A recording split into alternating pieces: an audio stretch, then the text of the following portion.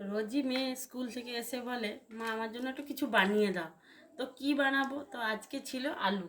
কিছু আলুটা সিদ্ধ ছিল, সেটাকে মেখে রেখেছি। ওই নিজেই মাখছে। কালো জিরে দিয়ে দিলাম, তার সঙ্গে স্বাদ মতো একটু নুন দিয়ে দিলাম,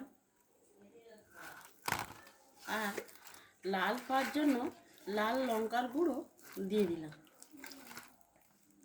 স্বাদও লাগবে, খেতেও ভালো লাগবে, টেস্টি হবে।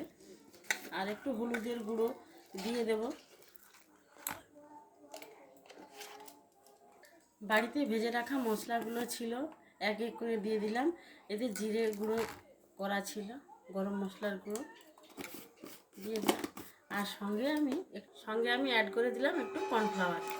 এটা ভালো করে এবারে মাখিয়ে ফেলবো। এর সঙ্গে আমি মিক্সড করে দেবো। মাখা হয়ে গেছে, এভাবে আমি গোল করে নিচ্ছি। তো বলো তো এটা কি তৈরি হবে? হাতে একটু তেল দিয়ে এভাবে গোল গোল করে রাখছি, যাতে হাতে না জড়ে যায়। এই মাখাগুলোকে এভাবে গোল গোল করে নিয়েছি। এদিকে দেখুন, আমি বেসন একটু হালকা কম করে ওটাকে নুন দিয়ে একটু ফেটিয়ে রেখেছি। তার সঙ্গে ওই বলগুলো, মানে আলুর বলগুলো দিয়ে দিচ্ছি।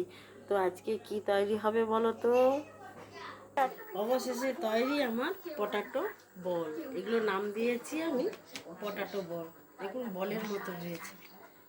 আচ্ছা, দেখি খাবেন কি? টমেটো সস আর পেঁয়াজ কোচানো,